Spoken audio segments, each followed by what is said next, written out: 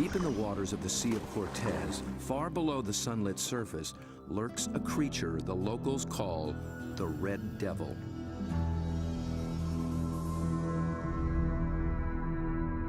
It is armed and dangerous. Its writhing limbs come equipped with 1,000 suckers, each full of flesh-tearing teeth. These devils come in the dark of night, rising from the abyss to within a few hundred feet of the surface. They are large, aggressive, in-your-face squid called the Humboldt. They're one of the most formidable predators in the ocean, and almost nothing is known about them.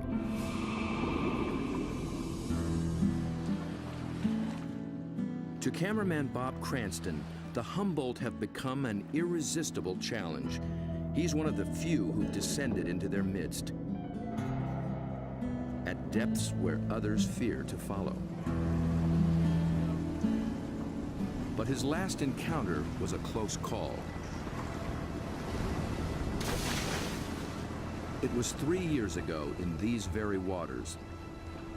Bob's goal was to film these beasts up close in the open ocean. The usual white filming lights create a circle of light that acts like a wall, keeping the squid at bay. So Bob descended with red lights that diffuse almost immediately.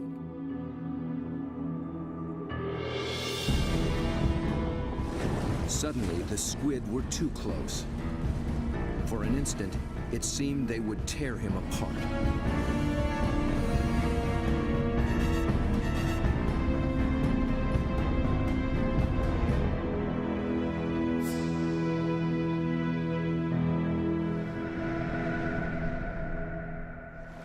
It was an intense encounter that only fueled his fascination for the Humboldt.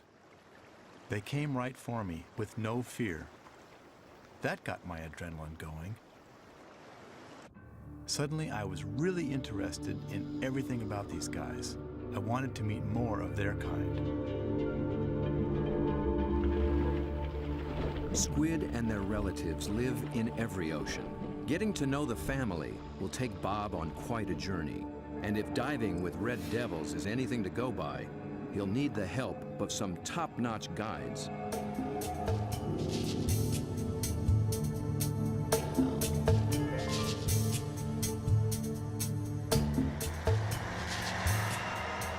Bob begins his quest far to the north in the dark, cold waters of the Pacific Northwest.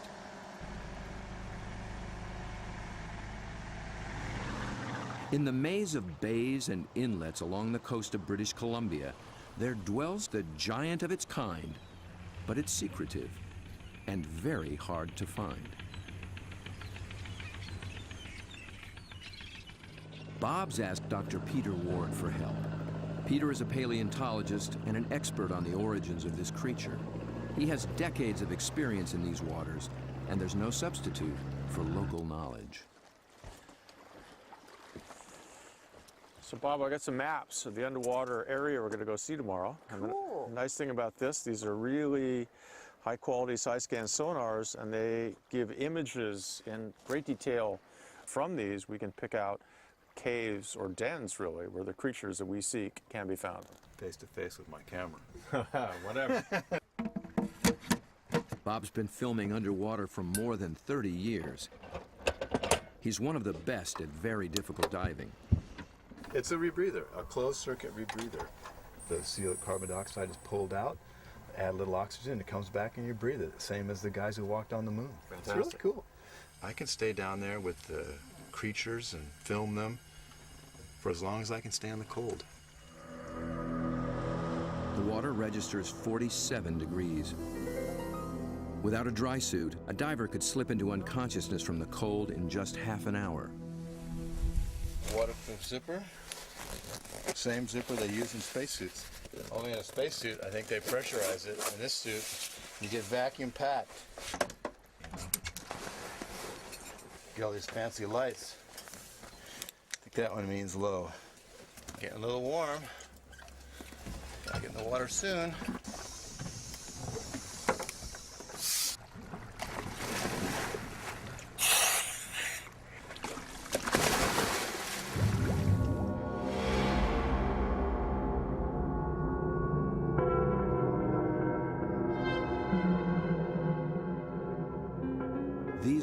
green depths are called the Emerald Sea, and although cold, they are rich in oxygen and nutrients. The combination allows creatures to reach enormous size. Down at 60 feet, Bob and Peter pick up a trail of broken and discarded shells. A dead giveaway. Something strong and very hungry has come this way, and often.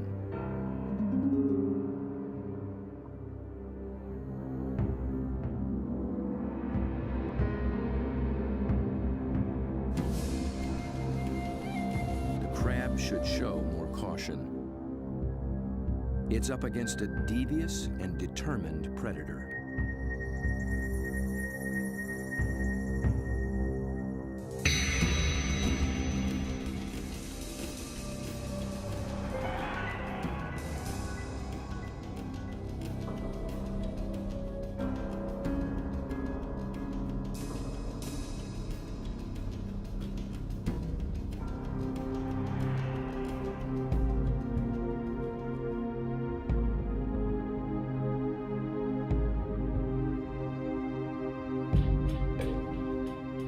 As Bob approaches, his quarry appears to have found him.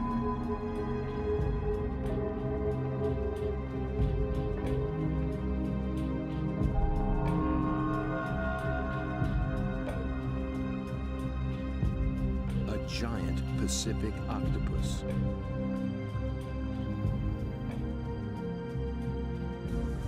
Eight arms of sinewy muscle lined with grasping suckers reach out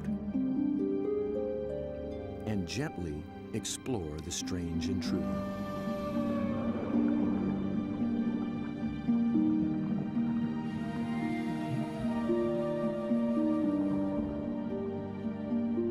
A giant can reach 20 feet from arm tip to arm tip and weigh in at 200 pounds. It's the largest octopus in the great clan called the cephalopods, the group that unites the octopus and squid. It's an ancient tribe, the first large predators in the sea. To this curious female, we're a brand new species.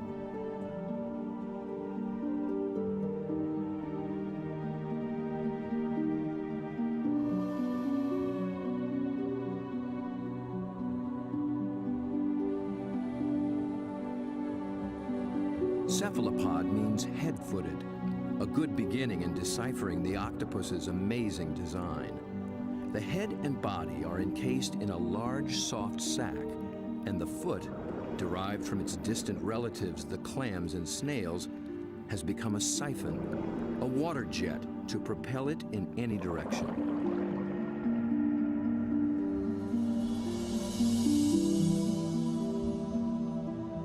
A long time ago, its ancestors were a shell, but the octopus has given that up. Yet for creatures with such tasty flesh, the lack of protection presents a problem. The cephalopod solution? The most extraordinary skin in the animal kingdom.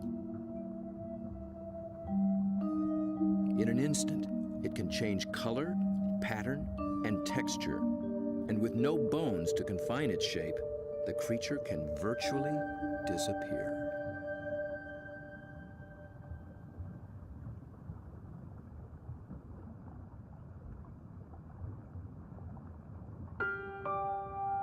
Another female lies sequestered in her den, tending to her brood of eggs.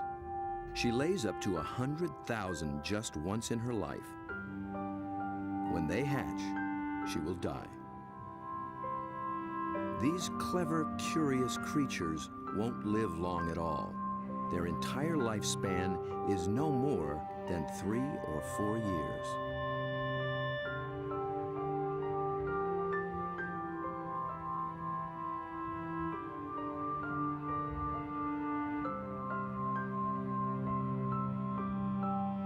The transparent babies are no bigger than a grain of rice, but within a year, they'll be giants.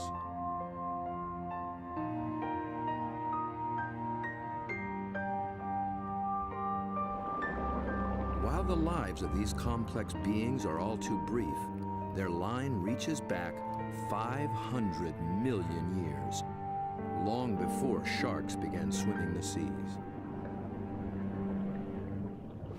This would be a great spot right in here. Peter Ward has spent 35 years delving into cephalopod family secrets. He's brought Bob to a special outcropping of rocks. They were once well submerged in a much warmer sea and still hold a record of that long ago time. Fossils are found in these rocks, fossils of relatives of the octopus, actually. They're called ammonites. And how old are they? 80 million years in age. 80 million years. That's true. That is old. Back in those days, cephalopods made beautiful curved shells. If you dig long enough and hard enough, you can find some beautiful stuff. This is an ammonite. It's a fossil that is actually the direct ancestor of octopus. So this is an ancient cephalopod. It's related to the chambered nautilus. So the tentacles sat here and swam about. A shell is a mobile home and a defense against predators, but it's so cumbersome it makes swimming difficult. Of the almost 1,000 kinds of cephalopods alive today, only the nautilus still wears one. It's a living fossil, puffing along the reefs of the Indo-Pacific as though nothing has ever changed.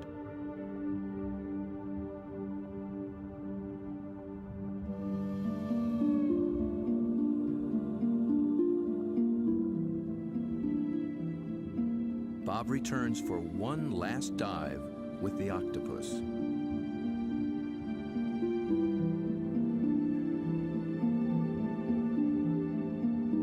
I couldn't resist bringing her a treat. All cephalopods are carnivores, and they love crabs. This creature actually reached out to me. I could sense her interest, her intelligence. I could see it in her eyes.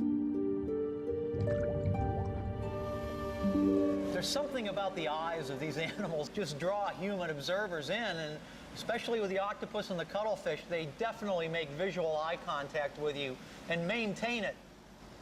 Dr. John Forsyth studies these creatures' amazing physiology and complex behaviors. And I've come in and played games with octopus where I'll duck down and they'll raise up and look at me, and then I'll raise up and they'll duck down, and this will just go on for 15 or 20 minutes. Like this guy, I can barely see him over there, but when I look up, see, he's coming up. Because I think they look for our eyes. I think they try to make contact with our eyes as well. And I think that's what draws us into watching these animals. Whereas a fish, sometimes I look at a fish and I'm not sure where it's looking. They just have these blank, cold stares. But with a cephalopod, it's really never like that. At the National Resource Center for Cephalopods in Galveston, Texas, John maintains quite a collection. There are several kinds of octopuses, a school of small squid, and another relative, the cuttlefish. For John, the eyes of a cephalopod are not just the windows to its soul. They tell you a lot about how the animal lives. The octopus has a rectangular pupil that captures light reflected off the sea floor. Squid's large round eyes are adapted to seeing darting prey in the twilight of the open ocean. Cuttlefish dwell in both worlds, and their complex eyes can actually change shape to accommodate their travels.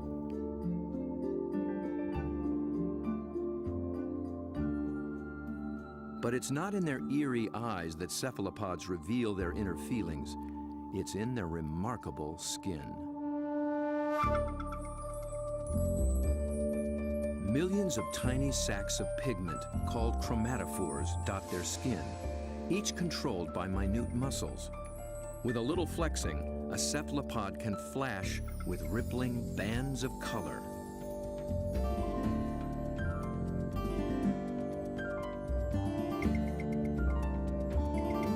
Any sort of excitement, danger, desire, aggression, passion, and their skin lights up.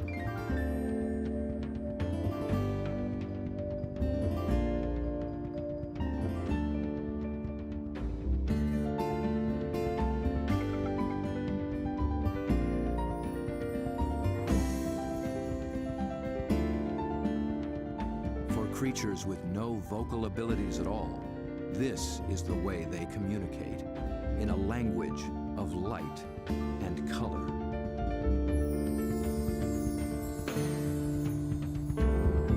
And like an octopus, a cuttlefish can transform its texture, matching its surroundings, hiding in plain sight. Given their camouflage capabilities, it's no wonder we're still learning just how many kinds there are.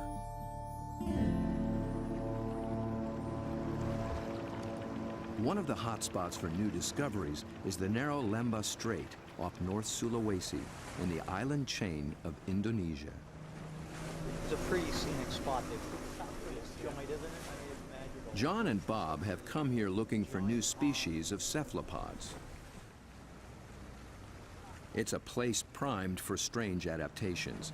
In the shallow, warm water, light and temperatures remain constant, but the channels, inlets, bays, and lagoons create many small separate habitats, and that leads to high diversity. This is John's fourth trip to Lembah Strait, and each time something surprising turns up. He's brought Bob to a spot called Ritaklari, which in local slang means the muck.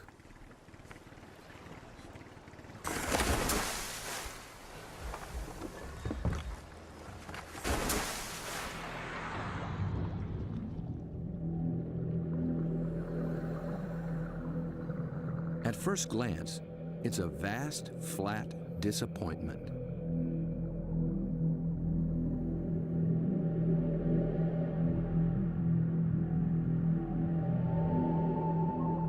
But wait here quietly, and a lot of what looks like sand begins looking back.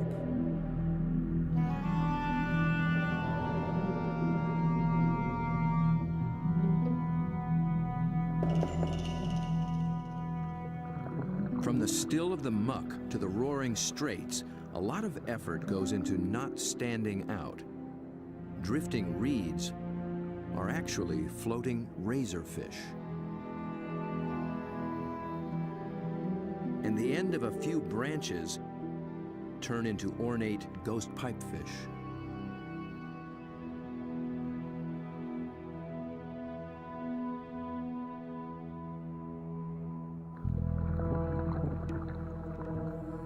Out in the high-speed tides and swirling eddies, fish work hard to keep their footing, digging into the bottom with spine-like fins. But even creeping along on the seafloor, you still have to make a living.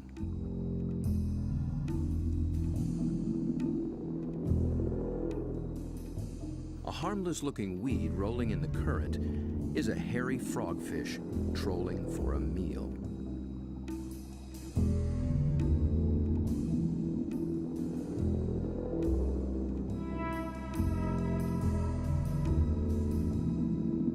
It comes equipped with its own strange lure.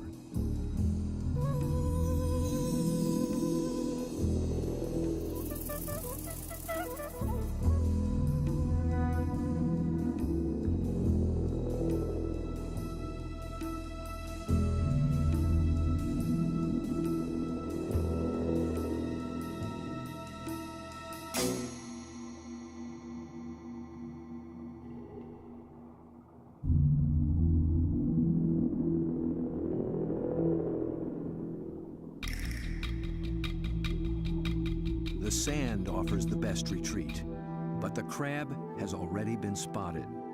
A marginated octopus is the perfect little predator here. Good camouflage, good eyesight,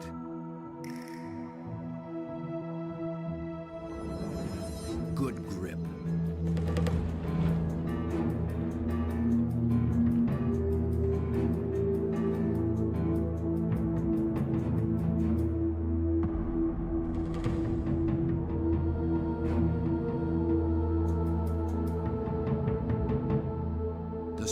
bodied octopus has one more weapon up its sleeve to subdue the crab's claws: venom.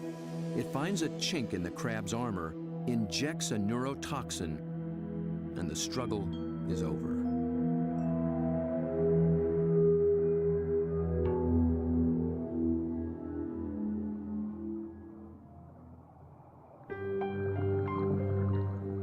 In such an open setting, the trick for every creature is to find some place to hide.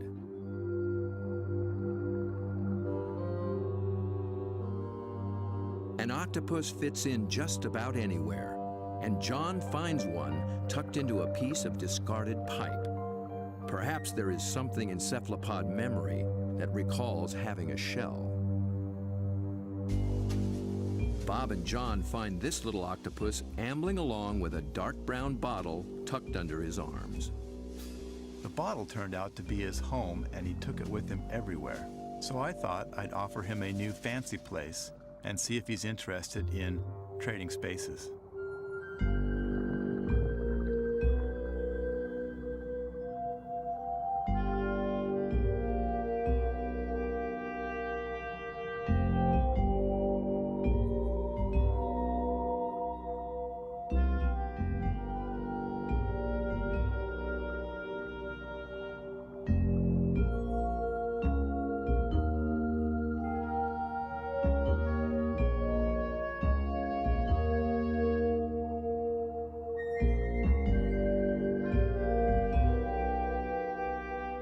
I began to worry he might get confused by this clear glass and wouldn't remember how to get back out.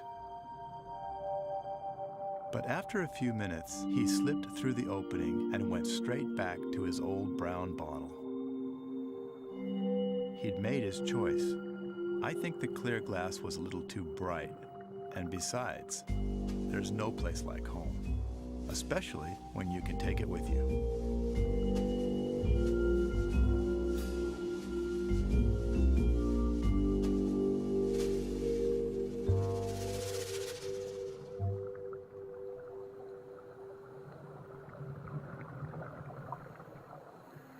In the husks of old coconut shells, they find the pearl-like eggs of one of John's favorite creatures.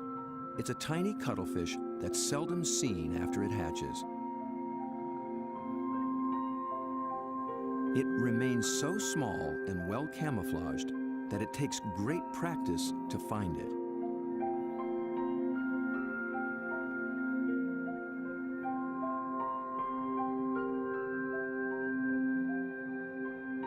Down on the sea floor, it appears to walk across the bright stones, its rippling colors blending in and standing out. It's called the flamboyant. The flamboyant cuttlefish is really in a class by itself, even among cephalopods in a lot of ways. First of all, the vibrant, dynamic, bright colors, the brilliant yellows, the magentas, the pinks and browns. It adds on top of that these passing clouds of color as it's stalking, looking for prey. And of course, that's happening in living skin.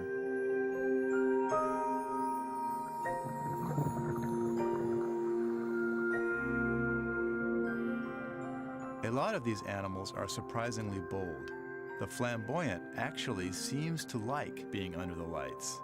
It begins hunting as soon as we start filming.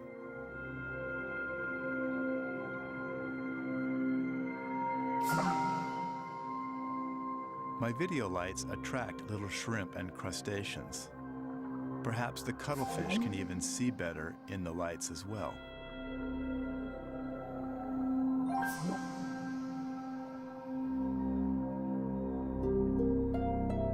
It's only when John sticks out an enormous hand that we see the scale of this little hunter. Next to a 6-foot Humboldt and a giant octopus, it's hard to believe it's one of the family.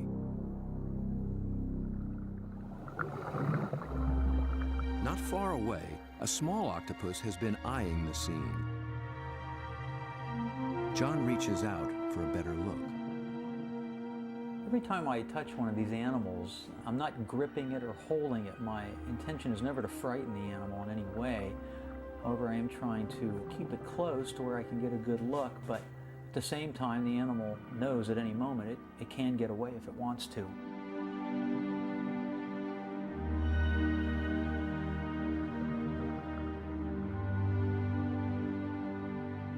This octopus gets away all too soon.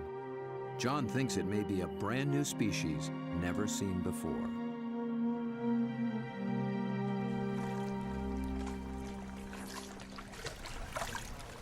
I don't know, Bob. I'm not sure what that is, but it could be a new one. I think it could be a new species. I wasn't expecting to see that. It's not something you've seen before, huh? No, I'm not sure what that would be. It's a cool little critter. Oh, wild.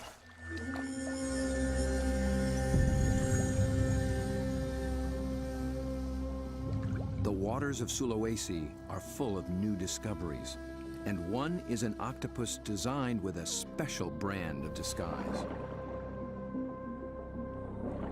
It lives in the same waters as the banded sea snake, whose bold stripes announce its potent venom.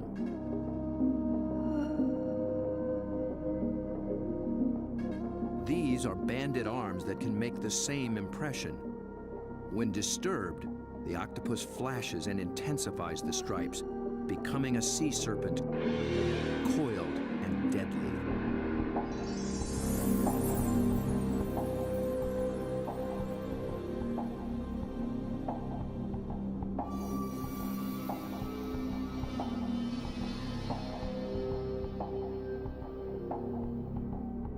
The creature has not yet been named by science, but it is known to be a fraud. It's a shy nocturnal octopus, and unlike the snake, its venom is virtually harmless. Its stripes are simply a ruse to intimidate would-be predators.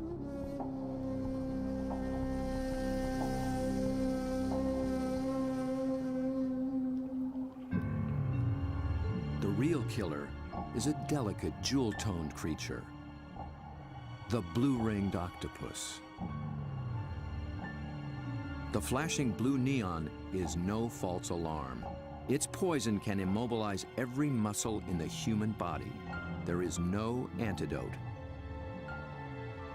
But all it's really after is a crab.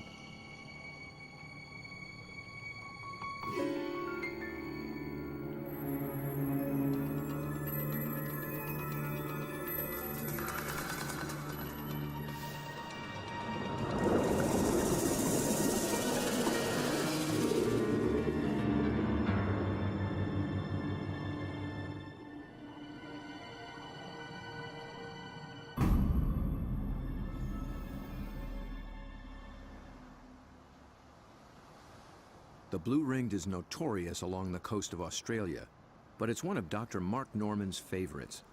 As curator of marine invertebrates at Museum Victoria, his fieldwork in all 7 seas has revolutionized what we know about cephalopods. It's really hard to estimate how many species of cephalopods, or in particular octopuses, we have worldwide, because we're still in the period of discovery. They thought there was about 100 species of octopus in the world, and we've found 150 new species in the last 10 years through the Indian and Pacific Oceans and Australia and up through Asia.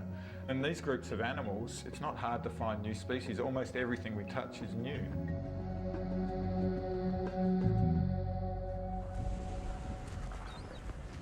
Bob wants to get close to the blue ring in the wild. So Mark, this is a shortcut to the beach? Yep, it's a great place to collect crabs. Through the graveyard, eh? Yep. So are these the bodies of the people who have been bitten by blue ring octopus? No, very few people have died from blue ring bites. He's more likely to have died choking to death on his calamari meal at the local pub. So this is where the crabs live. Yep, they hide up here at low tide under the rocks. As the guide to the blue ring, Mark starts Bob off with their prey. Lots of little crabs. Yeah. You need a nice juicy one. There you go. See the claws on that. That'll take your arm off. It's an ironback crab. You can appreciate why the octopus has to get rid of the crab's claws as quick as possible. Knock them out. When the octopus bites them, it actually goes for those soft gaps in the junctions, like the elbows where the arm is a bit thinner, or else they bite them right on the eyeball, and it the poison goes straight down the eyeball and into the brain, so they end up paralysing the animal instantly and putting these claws out of action.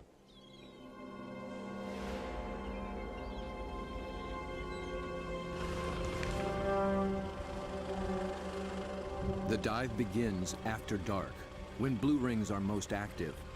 And it's not off some wild, remote beach. The deadly blue ring lives just beneath the town pier.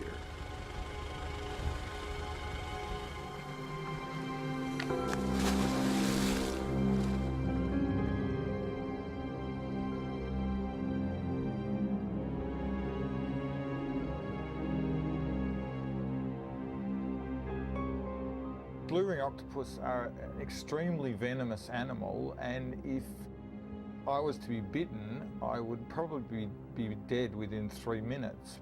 Your body would start stiffening up and you'd lose the capacity to breathe, you'd lose the capacity to wave or walk or run away, you'd run out of oxygen and you'd suffocate.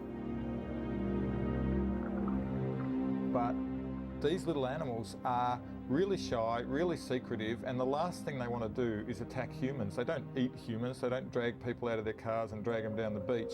They just feed on crabs. But tonight, not even a crab could catch its attention. This is a male, and he's just found a female. 2 wild blue rings are preparing to mate.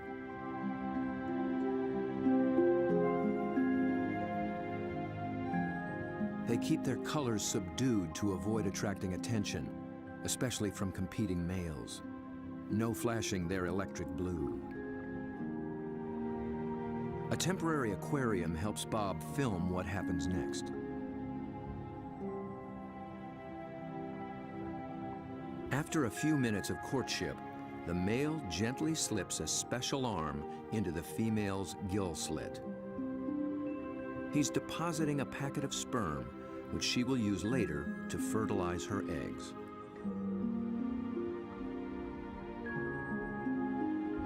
It's the end of their relationship, and most likely the end of his brief life. That was all he needed to accomplish. Just beneath the very same pier is another cephalopod almost never seen in shallow water. New research finds that they too pack a poisonous punch. But their bright little stripes have earned them a harmless nickname, the pajama squid.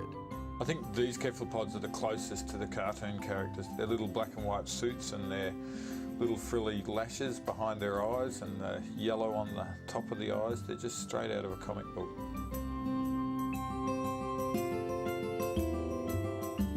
The pajama squid seem to have taken a cue from the blue rings.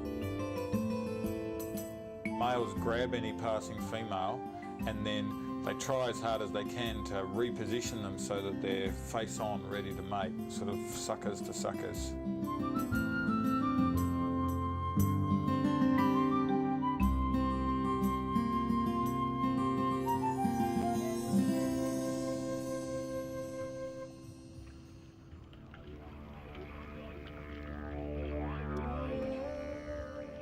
The mating season is also picking up off Australia's southwestern coast.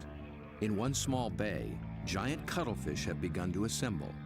They leave deep water and enter the shallows once a year for 3 to 4 weeks.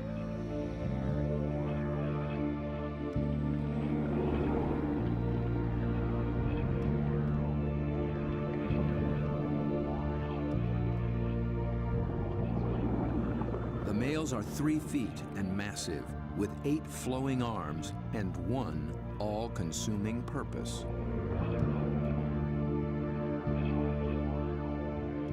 A much smaller female takes refuge in the rocks.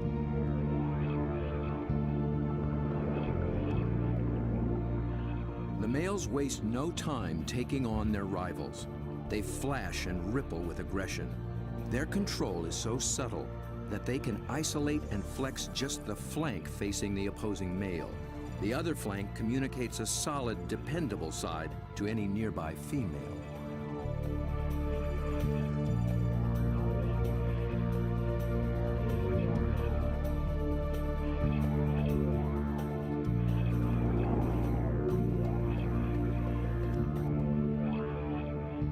one male has claimed her and takes possession.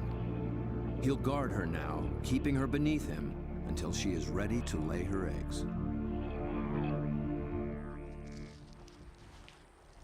Jules, you around here somewhere? Bob is heading for this far-flung coast, but before diving with these giants, he needs to brush up on the subtleties of cuttlefish communication. This is a crazy place to meet a scientist.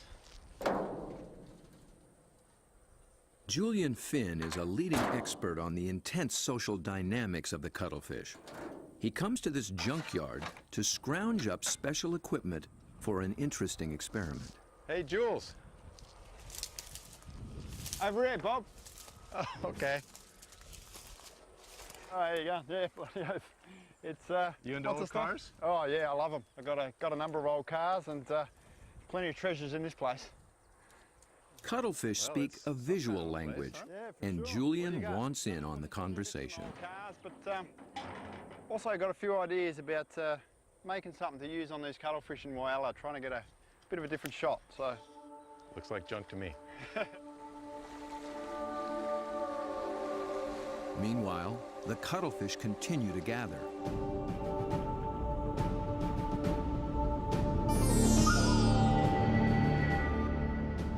Their complex communication escalates into a kaleidoscope of colors.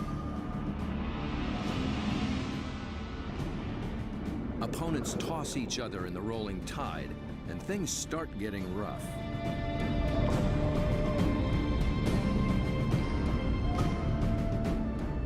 The violence can rip up their all-important skin, sabotaging a male's chance to impress and intimidate. And someone's nursing a torn-off tentacle.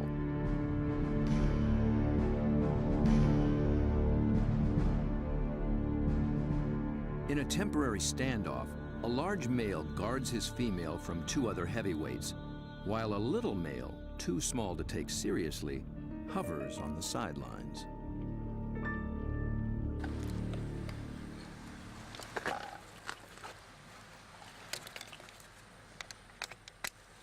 The two males on shore get set to join the fray. well, here you go, Jules. I just wanted you to know that my camera's bigger than yours. Mine's a bit different than yours, sir. Well, yours has a hubcap on the front of it. What I'm hoping to do is film the male's reaction to another male. But instead of having another male there, I'm going to have its reflection. It's when males are the same size that trouble starts, and Julian will present one with its very own reflection.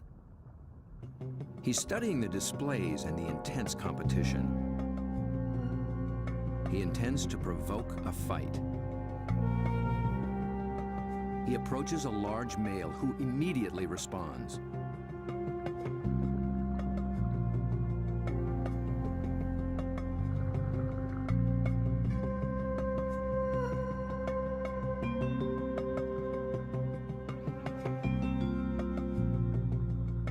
The cuttlefish becomes increasingly absorbed with his own image, but instead of a conflict, the story takes a surprising turn. The small, unimpressive male has sneaked in and begun mating with the unguarded female. He's not signaled, nor flashed, nor dazzled. He simply grabbed the female for his own, making every attempt to look as much like her as possible.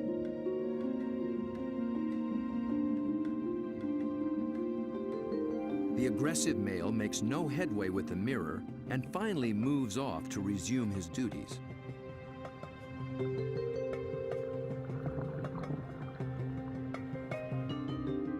But he's still distracted, still flashing, and doesn't recognize that his female is mating right under his nose. The little male looks so like another female, he doesn't see the threat.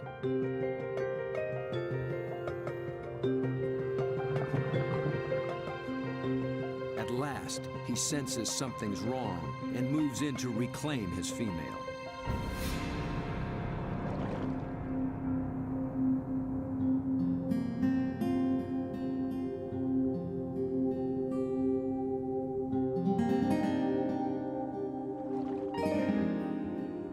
To re-establish their relationship, he presents her with the gift of a crab.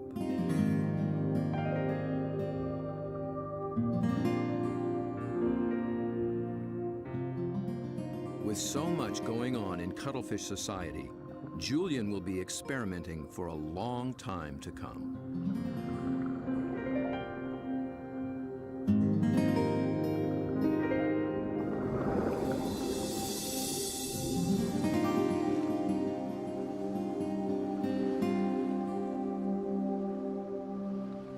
Julian's attempt to interact with the cuttlefish and crack their code has given Bob a daring but dangerous idea.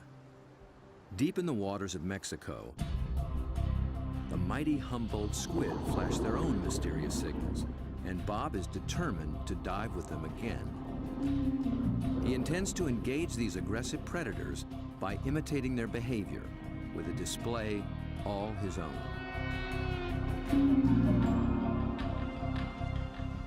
Mark Norman and Julian Finn think he's close to crazy. Sure, you've got the blue-ring octopus that can kill you within a few minutes with the poison, yet there's something scarier about a squid that can rip off your flesh and tear out your throat, so to speak. I think you'd be really sensible to work with shark cages with those animals, because the stories I've heard are these massive animals that will effectively skeletonise a cow in a minute because they're such voracious predators. Bob Cranston has no intention of taking this advice. His whole goal is to interact with these squid on their terms, in their world.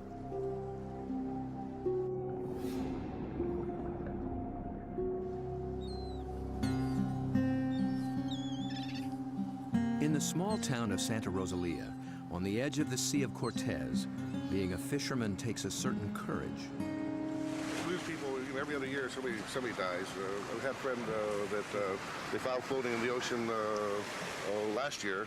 It's lucky they found him because they're carnivorous. They'll eat you. I mean, they will eat you. The squid will eat you. The squid will eat you. If you fall into the ocean, they'll get you with their tentacles. You'll drown, and then they'll, all the rest of them will just eat you.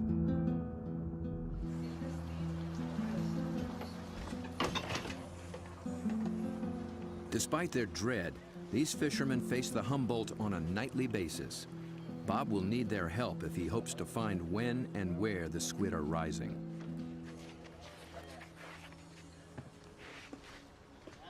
Alberto. When the Humboldt flash on and off, Bob intends to flash right back. Yo no sé. This is a flashlight, big flashlight for squid. We're gonna... Estos loco, see?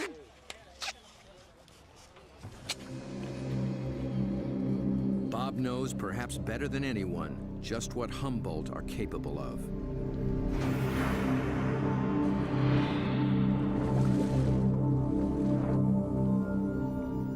But it's not fear that he feels.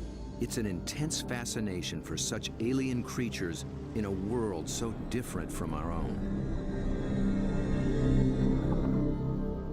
For me, there's just something about these animals.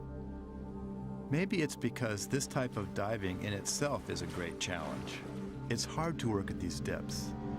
I've managed to go down and physically touch these fantastic creatures, but somehow they're the ones that have taken a hold of me.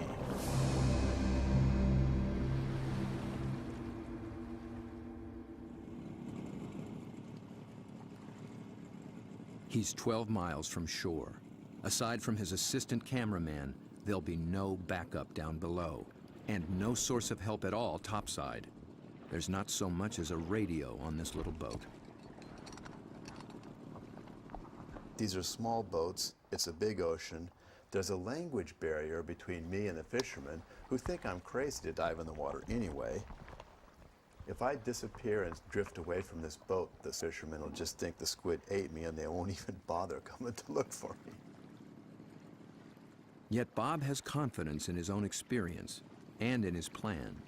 I've made up this light tube and filled it with strobe lights.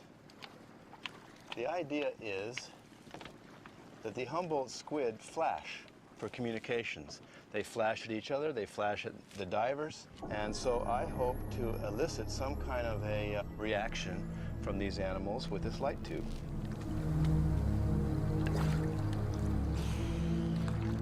Beneath the boat lies 1,000 feet of open water and sea monsters.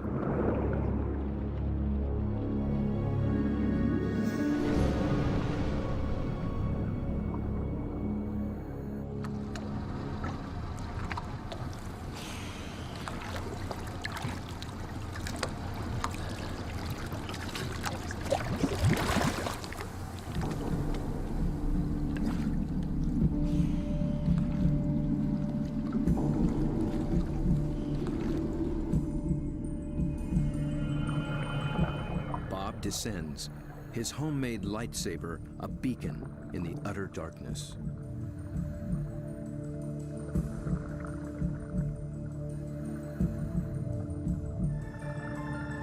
Right away, there's a complete surprise. Mobile arrays. They're seldom seen in a school like this. Already the night has taken on unexpected possibilities.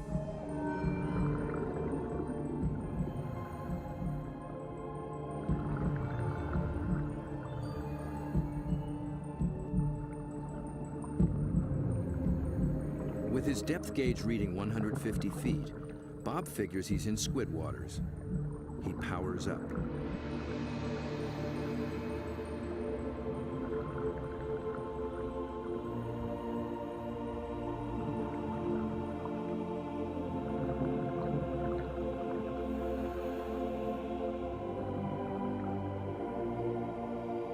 A giant swarm of pink krill mobs the lights. Suddenly, Bob's in the middle of a midnight feeding frenzy.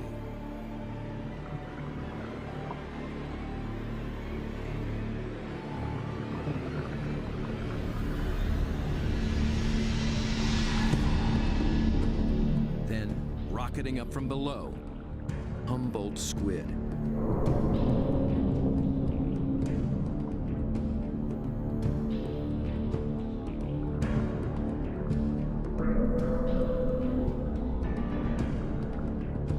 Flashing red and white. Bob tries to get clear of the krill into better visibility. And he's caught the squid's attention.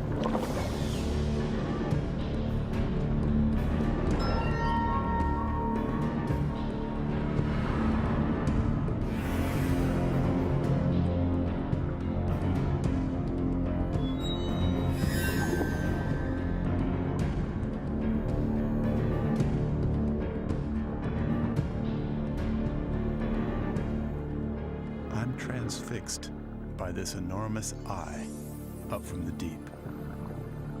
I can sense this creature thinking, but I can't imagine what.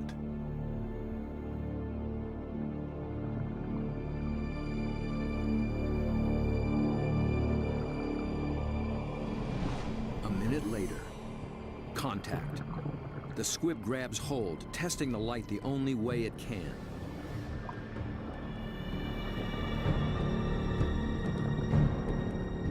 The feel of hard plastic must come as a surprise, and it circles me as though curious. Then, it comes back for more. This time, the aggression is gone. It just seems interested. Amazing.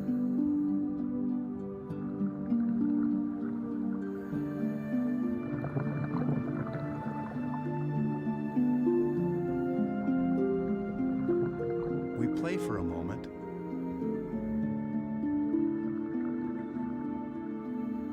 Then suddenly, it's over.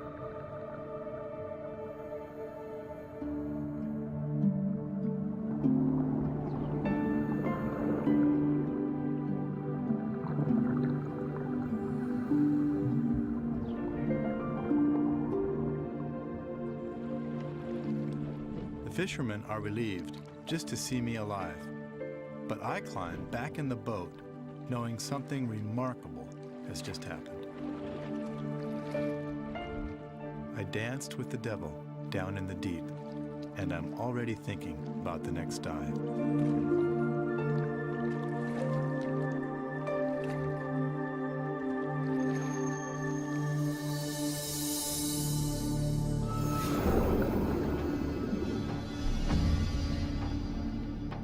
It's certain that Bob will return to dive again with the mysterious Humboldt, perhaps with a new strategy on how to make contact.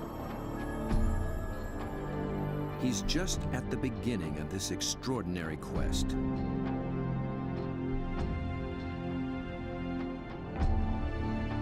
But who will he meet next time in the waters below?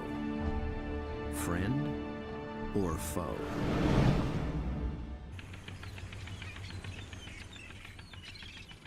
Bob's asked Dr. Peter Ward for help.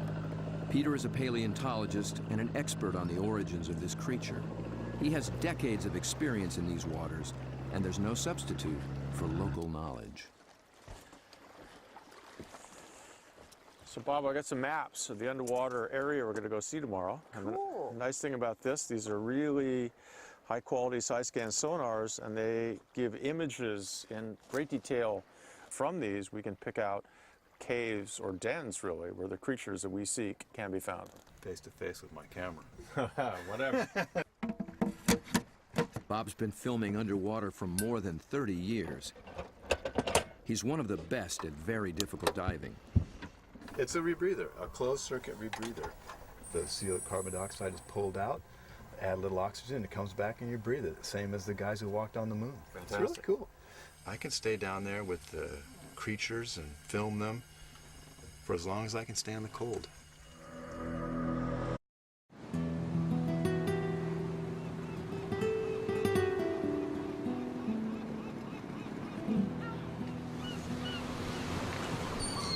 Deep in the waters of the Sea of Cortez, far below the sunlit surface, lurks a creature the locals call the Red Devil.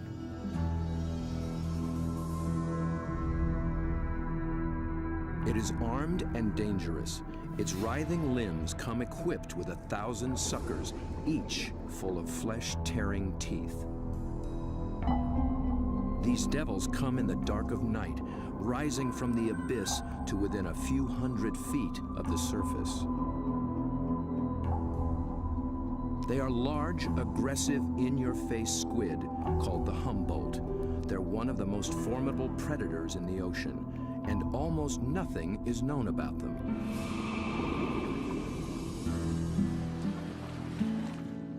To cameraman Bob Cranston, the Humboldt have become an irresistible challenge. He's one of the few. The water registers 47 degrees. Without a dry suit, a diver could slip into unconsciousness from the cold in just half an hour. Waterproof zipper. Same zipper they use in spacesuits. Only in a spacesuit, I think they pressurize it. In this suit, you get vacuum packed. Get all these fancy lights. I think that one means low. Getting a little warm. Gotta get in the water soon.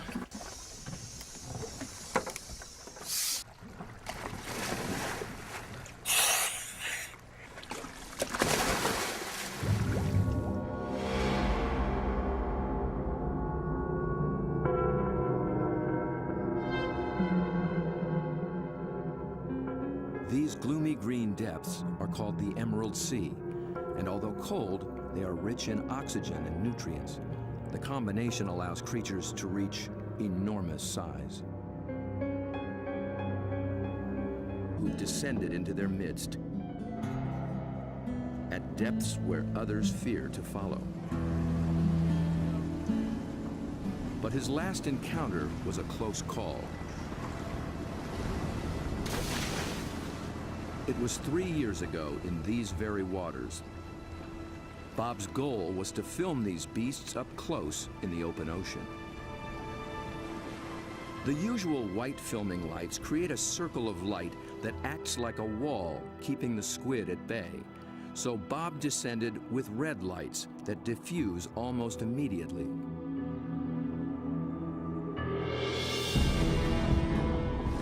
Suddenly, the squid were too close.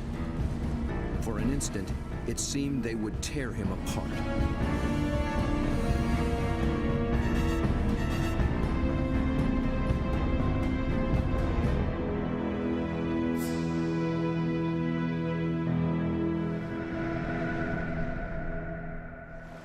It was an intense encounter. that only fueled his fascination for the Humboldt. They came right for me with no fear. That got my adrenaline going. Suddenly, I was really interested in everything about these guys. I wanted to meet more of their kind. Squid and their relatives live in every ocean. Getting to know the family will take Bob on quite a journey. And if diving with red devils is anything to go by, he'll need the help of some top-notch guides.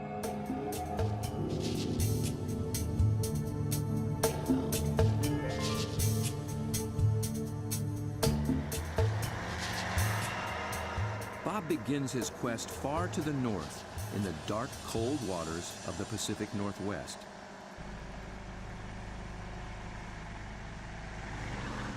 In the maze of bays and inlets along the coast of British Columbia, there dwells the giant of its kind, but it's secretive and very hard to find.